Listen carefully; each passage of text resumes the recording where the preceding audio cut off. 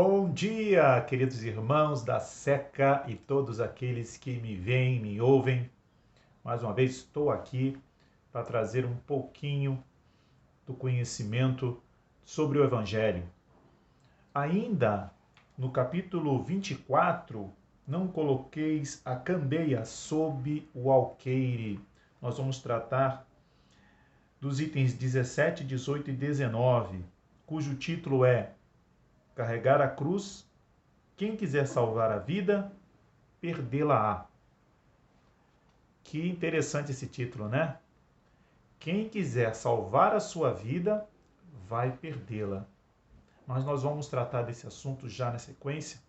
Vamos elevar os nossos pensamentos ao Deus grande Criador do universo, que vejo agora pela minha janela, grande Criador do planeta Terra, de tudo e de todos nós. A Jesus, o nosso grande e amado Mestre, que esteve aqui entre nós, convivendo aqui entre nós neste mundo, nos trazendo exemplos maravilhosos, ensinamentos belíssimos, nos dando todas as orientações necessárias para uma vida plena, para uma vida útil. Agradecemos aos nossos amigos do plano espiritual superior pelas inspirações, pelas orientações, pela proteção, pela sua companhia nos momentos mais difíceis de nossas vidas. Gratidão, Senhor, por esta oportunidade, que possamos não apenas ouvir, mas entender e, mais que tudo, praticar os teus ensinamentos. Que assim seja. Bom, vamos lá. Então, carregar a cruz, quem quiser salvar a vida, perdê-la-á. Negócio difícil assim de entender só pelo título, né? Como que a gente vai perder a vida se nós queremos salvá-la? Vamos ver o que disse aqui São Lucas. Ele disse assim, no capítulo do Evangelho de São Lucas, no capítulo 6, versículo 22 e 23. Sereis bem felizes quando os homens vos odiarem, vos separarem, vos tratarem injuriosamente, rejeitarem vosso nome como mal, por causa do Filho do Homem. Ou seja, por causa de Jesus. Regozijai-vos, ou seja, fica alegre, agradeça. Regozijai-vos nesse dia e exultai de alegria, porque uma grande recompensa vos está reservada no céu, porque foi assim que seus pais trataram os profetas. Olha esse alerta de São Lucas. Agora, em São Marcos, São Lucas, São Mateus e São João. Chamando a si o povo e seus discípulos, eles lhe disse: se alguém quer vir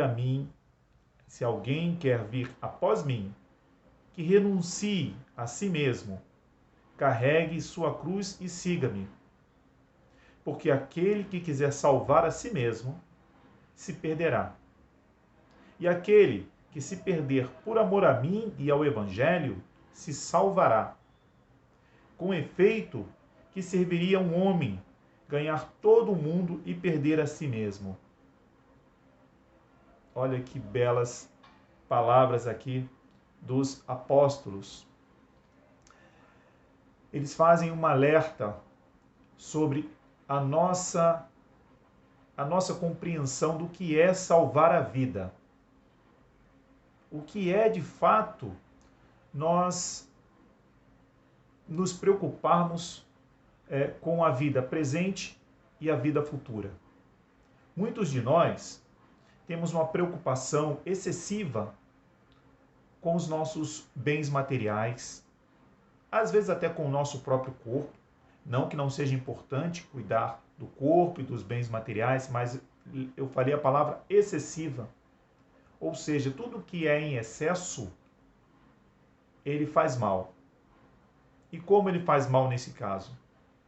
Ele faz mal porque você começa a esquecer da verdadeira vida, da vida espiritual, da vida futura. Nós ficamos presos a essas questões mais momentâneas, transitórias, que são perecíveis. Vamos ouvir agora a explicação dos espíritos.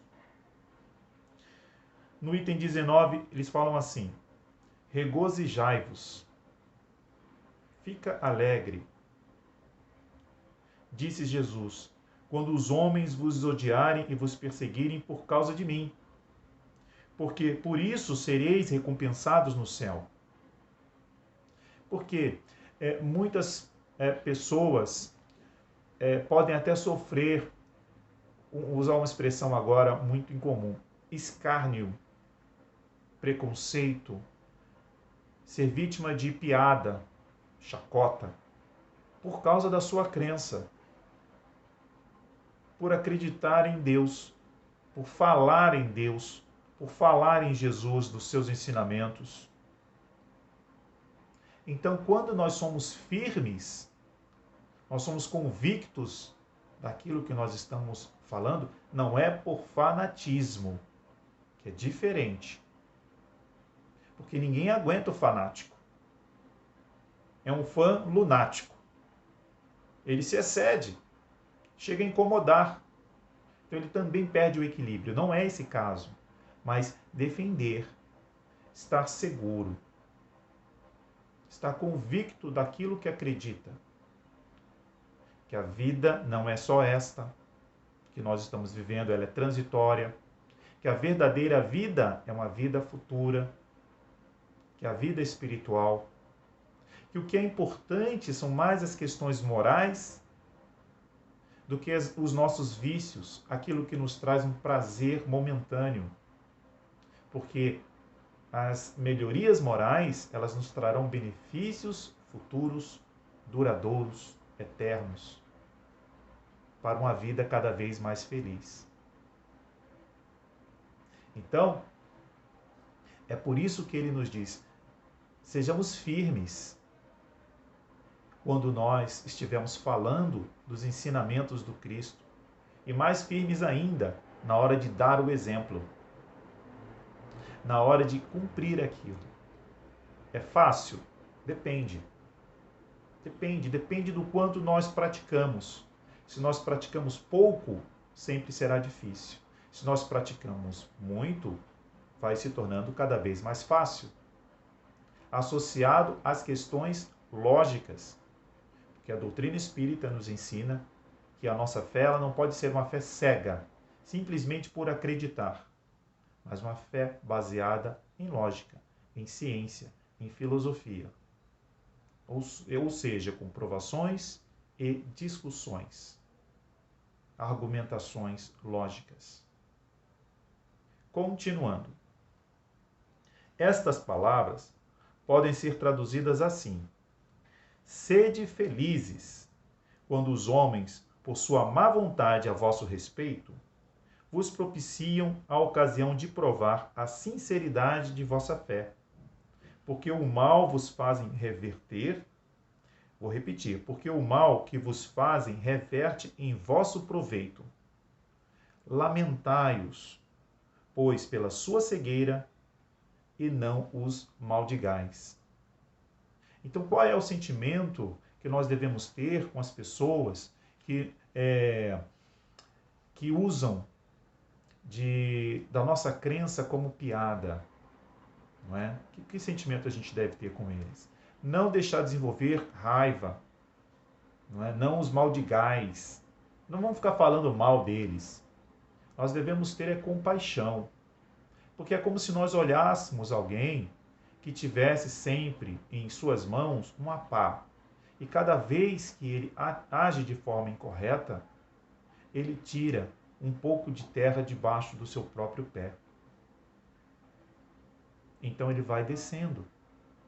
Então imagine se esta pessoa vai cavando, cavando, todas as vezes que ele agir dessa forma, ele vai estar tirando terra e vai ficar cada vez mais difícil de subir, que é uma das leis de Deus, lei de causa e efeito. Se faz o bem, ele se eleva. Se ele faz o mal, ele desce. Ele se inferioriza cada vez mais, ele vai criando dificuldades para a sua recuperação. Então, qual é o sentimento que a gente tem? De compaixão. Correto? Então, precisamos perdoar, lamentar por eles terem essa atitude. E quanto menos sentimentos negativos nós tivermos com relação a essas pessoas, menos presos a elas nós estaremos. Porque se elas descem, se a gente ficar preso, a gente vai descer junto. Mas se a gente perdoa, se a gente compreende a sua ignorância, a sua falta de entendimento, nós estamos auxiliando-a também a se elevar pelo nosso exemplo. Nós não estaremos descendo com ela, nós estaremos puxando-a para cima sempre que ela quiser. Depois ainda junta, hein? Aquele que quer me seguir, Jesus falando, carregue sua cruz, quer dizer, suporte corajosamente as tribulações que a sua fé lhe suscitará. Ele já faz um alerta. Porque aquele que quiser salvar a sua vida e seus bens, em me renegando, perderá as vantagens do reino dos céus.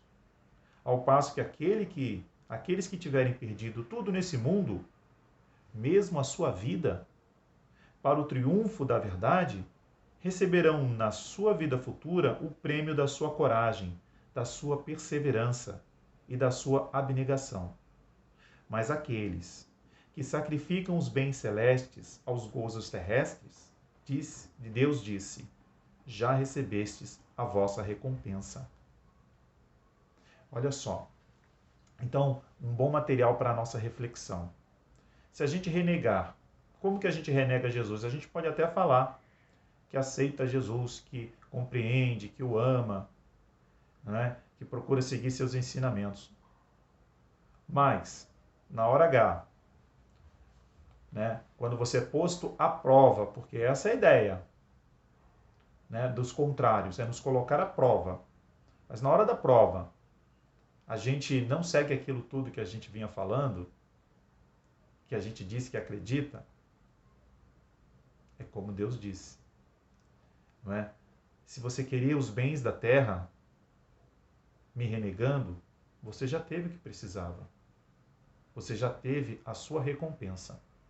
Mas no momento em que nós o aceitamos de fato, nós falamos em seu nome, procuramos praticar com todas as nossas dificuldades, e não é que nós devemos morrer para isso, mas não tenhamos medo da morte por conta disso.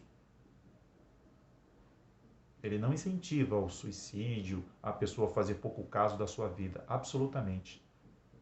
Não, ele diz, mesmo que para defender aquilo que você acredita, isso possa comprometer a sua vida, não tema. Não tema. Você receberá a sua recompensa. Mas sempre dizendo, sobreviver é uma tarefa nossa que deve ser cumprida a todo custo. Ok? É importante que isso fique claro para todos. Bom, e aí eu fui buscar no mesmo Evangelho segundo o Espiritismo, no capítulo 12, é 12? Deixa eu ver aqui. No capítulo 12, isso, amai os vossos inimigos. Nós estamos falando aqui de perdoar aquele que nos fazem de piada pela nossa fé, aqueles que nos humilham às vezes também, não é? Ou em situações que a gente resiste às tentações para poder seguir em frente no caminho reto. E muitas vezes são outras pessoas que nos colocam, que nos tentam desviar do caminho. Então, amai os vossos inimigos. Naquele momento, aquele irmão, ele é um inimigo, naquele momento. não é? Ele está contrário aos nossos interesses e ao que é correto. Vamos lá. São Mateus disse assim: aprendestes que foi dito. Assim que a gente aprendeu, olha, amareis vosso próximo e odiarei vossos inimigos. E eu vos digo, então aqui é uma frase da sociedade, não, você tem que gostar daquele que gosta de você, daquele que não gosta você tem mais é que odiar, deixar ele para lá, né? Deixa ele se danar, enfim, isso é uma, em tese, a lei da sociedade, né? A gente dá atenção, amor e carinho para aqueles que nos querem bem. E eu vos digo, amai os vossos inimigos, fazei bem àqueles que vos odeiam e orai por aqueles que vos perseguem e vos caluniam, a fim de que sejais os filhos de vosso Pai, que está nos céus, que faz erguer o sol sobre os bons e sobre os maus, e faz chover sobre os justos e os injustos. Porque se não amardes senão aqueles que vos amam, que recompensa disso tereis? Ou seja, o que adianta só amar aqueles que nos amam? É muito fácil. É uma obrigação. É uma obrigação amar a todos. Mas amar aqueles que nos amam é uma obrigação prazerosa. Não é? Mas não há mérito nisso. Os publicanos não fazem também o mesmo? E se não saudardes senão os vossos irmãos, que fazeis nisso mais que os outros? Os publicanos também não fazem isto?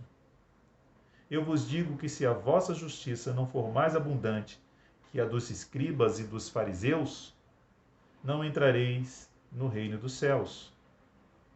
Então, ele diz aqui que que adianta a gente amar aqueles que nos amam?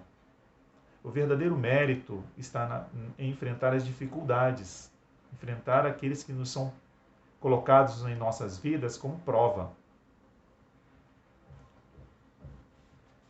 E segue todo o capítulo 12 com essa proposta. Eu vou ler aqui o item 2, que São Lucas diz assim, ó: se não amardes senão aqueles que vos amam, que recompensa tereis?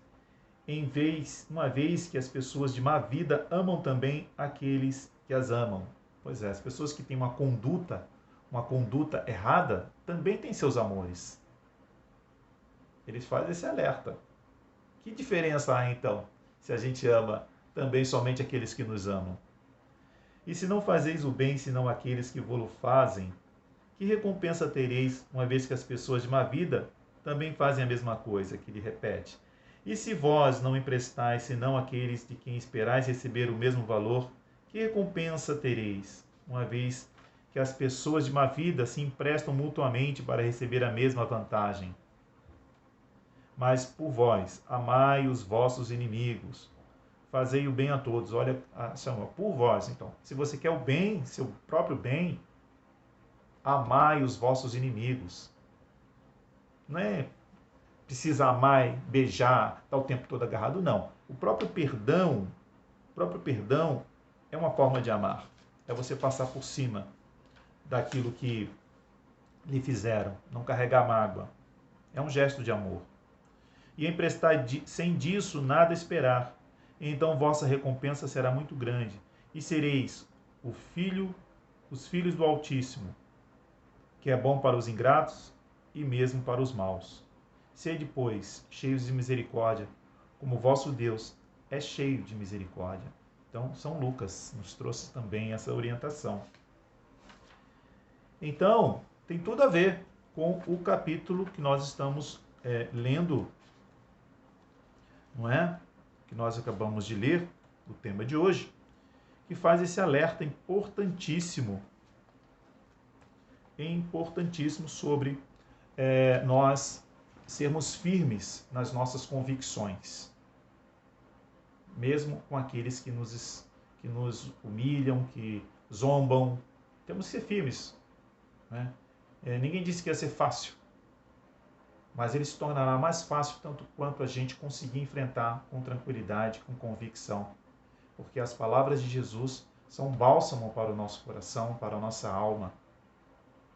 E se nós queremos realmente ensinar, é através do exemplo. tá bom? Bom, para a gente fechar, nós vamos ler aqui um trechinho do livro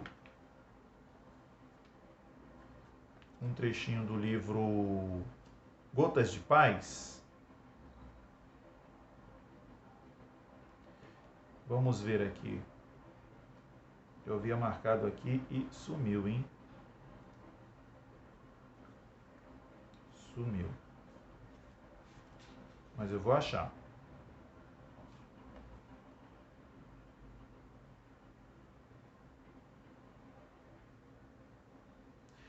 Vamos lá. A evolução de nossas virtudes. Quando buscamos aprimorar nossas virtudes e não nossos defeitos, estamos dando um grande passo para o nosso adiantamento. Pois é através dessa busca, que é lenta, mas que deve ser constante, que conseguimos nos desvencilhar de defeitos que nos levam ao erro e muitas vezes à incompreensão do nosso semelhante. Tudo a ver com o tema, né? Através do desenvolvimento de virtudes como a caridade e o amor ao próximo, é que nos aproximamos de Deus e podemos ter com Ele momentos de muita paz e equilíbrio em nossa vida. Mas quando nós nos deixamos levar por nossos defeitos, nos distanciamos de Deus e damos passagem aos transtornos da vida, que muitas vezes nos levam a tentações terrenas e nos ligam cada vez mais às ilusões materiais. Ficamos apegados a valores que não têm importância positiva em nossa evolução. E com isso perdemos muito tempo. Tempo este que não conseguimos de volta. Procure sempre desenvolver em você os melhores sentimentos e os melhores pensamentos. Não busque o caminho mais fácil, porque este não lhe trará a melhora que necessita para evoluir. Desenvolva em você o amor verdadeiro e a caridade. Desta forma, estará harmonizando a sua vida e terá muito mais condições de buscar outras virtudes tão importantes para o seu adiantamento. Então, meus irmãos, isto confirma, pelas orientações do nosso irmão Espírito Aristeu, psicografado pelo nosso irmão Nelson Teixeira, que nós não devemos nos preocupar demasiadamente com as questões momentâneas, com os prazeres da vida terrena. São importantes? São muito importantes, mas temos que saber dosá-los. Temos que saber equilibrar as nossas energias dedicadas a essas questões.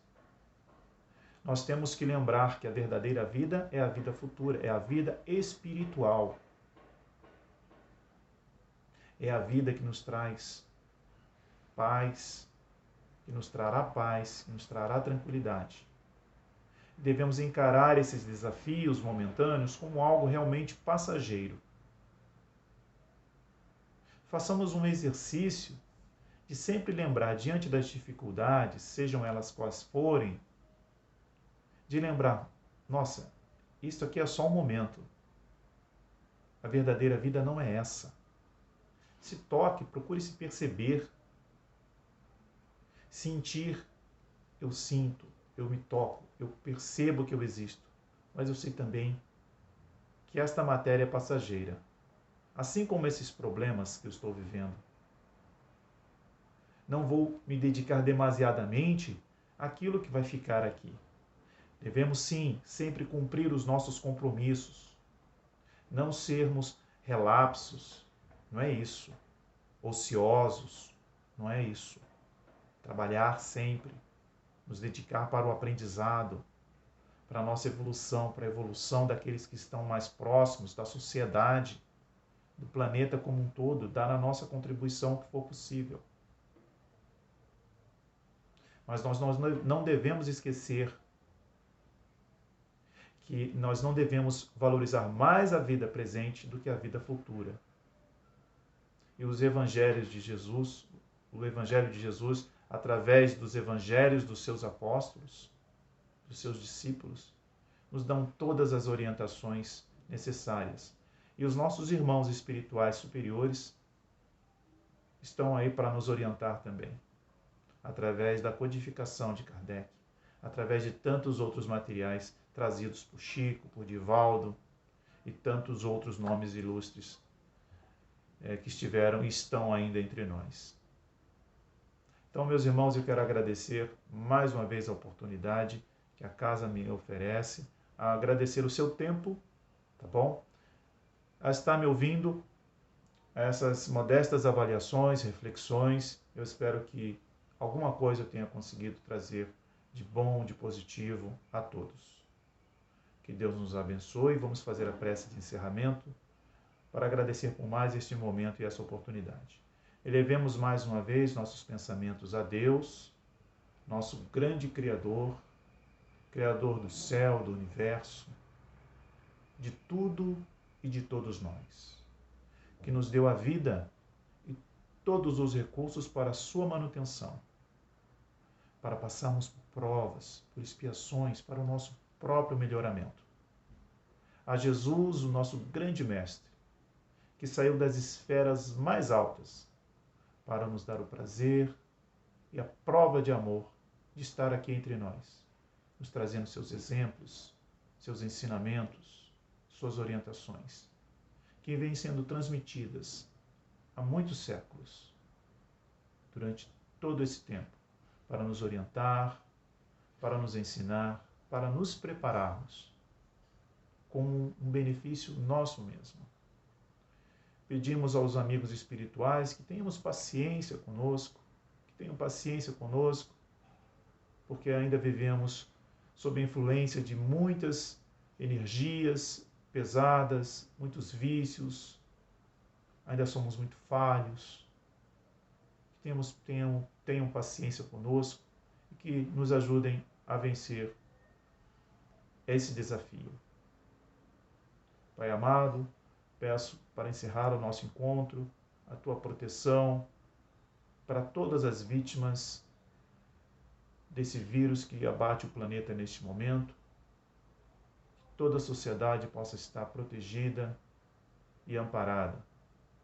Que tenhamos uma solução num prazo mais breve possível, de acordo com o nosso merecimento. Que assim seja, graças a Deus, graças a Jesus. Muito obrigado a todos os irmãos. Fiquem com Deus, até uma próxima. Em breve, se Deus quiser, estarei presente aí na casa, ministrando as palestras, e já estarei junto de todos. Um grande abraço, que Deus abençoe. Muito obrigado mais uma vez.